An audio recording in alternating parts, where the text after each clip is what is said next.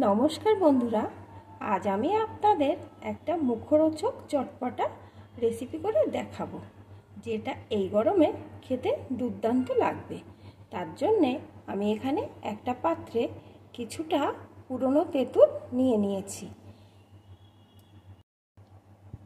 এখন আমি এই তেঁতুলের ভিতরে একটু জল দিয়ে তেঁতুলটা কিছুক্ষণ ভিজিয়ে রাখবো।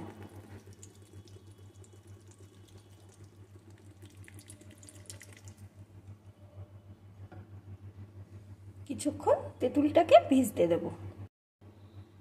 এখন এখানে আর একটা বাটিতে আমি একটু টক দই নিয়ে নিয়েছি। এখন আমি এই টক দইয়ের ভিতরে কিছুটা পরিমাণ সুজি দিয়ে দেব।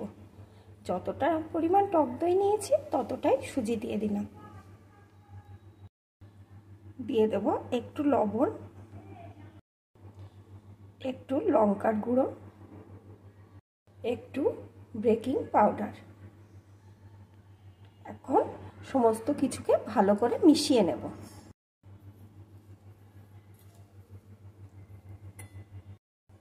সব কিছুকে মিশিয়ে নিয়ে এর ভিতরে দিয়ে দেব 1 কাপ পরিমাণ জল।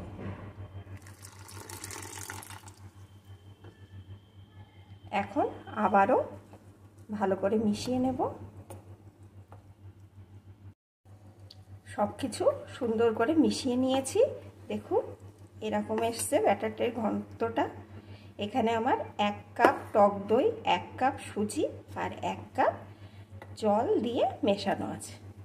এখন এটাকে কিছুক্ষণের জন্য রেস্টে রেখে দেব। এদিকে তেঁতুলটাও ভালো রকম ভিজে গেছে। এখন তেঁতুলটাকে চটকে কাঠটা বের করে নেব। তেঁতুলটাকে চটকে কাঠটা বের করে নিয়েছি, আর এর ভিতরে আমি আরেকটু জল দিয়ে দিয়েছি।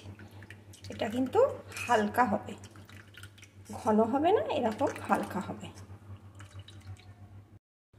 এখন এই জলের ভিতরে আমি দিয়ে দেব পরিমাণ মতো বিট লবণ,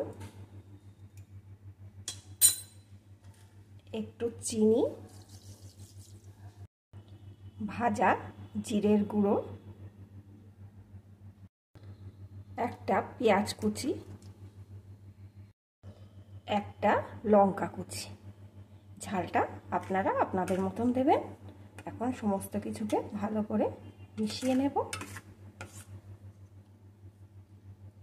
সব কিছু ভালো করে মিশিয়ে নেওয়া হয়ে গেছে। এদিকে সুজির ব্যাটারটা দেখুন কতটা ঘন হয়ে গেছে। এখন এইভাবে আরেকটু ফাটিয়ে নেব।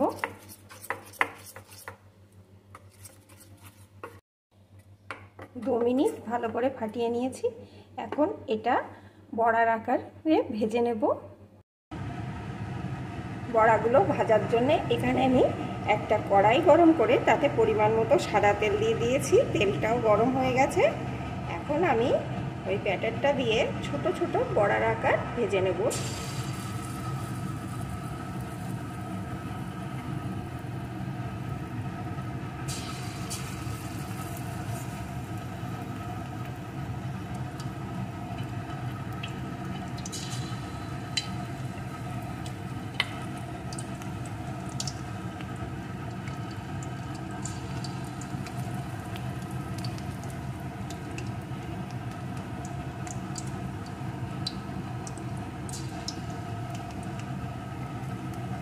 এইভাবে ছোট ছোট করে যতটা দেওয়া যায় ততটা দিয়ে দেব।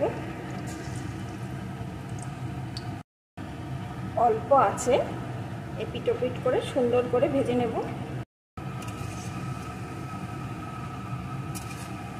দেখুন বন্ধুরা, আমি এপিট ওপিট করে সুন্দর করে ভেজে নিয়েছি। এখন এগুলোকে তুলে নেব।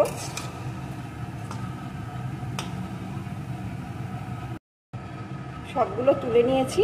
এখন বাকিগুলোকেও এই একইভাবে ভেজে নেব।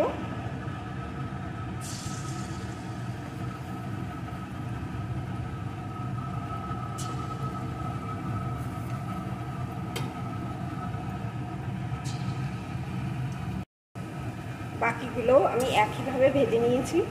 এখন এগুলোকেও আমি তুলে নেব। এখানে সব বড়াগুলো আমার তুলে নেওয়া হয়ে গেছে। এখন আমি এই তেঁতুল জলের ভিতরে বড়াগুলোকে দিয়ে দেব।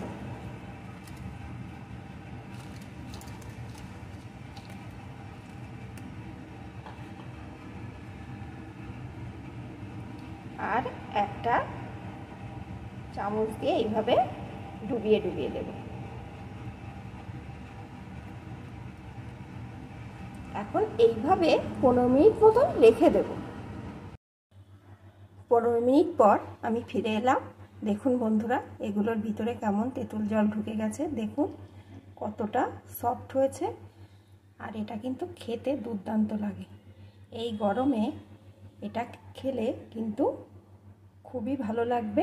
বন্ধুরা, আপনারা একবার বাড়িতে এইভাবে বানিয়ে দেখবেন কতটা ভালো লাগে, আর আমাকে কমেন্ট করে জানাবেন। এখানে আমার রেডি হয়ে গেছে চটপটা এক দারুণ রেসিপি।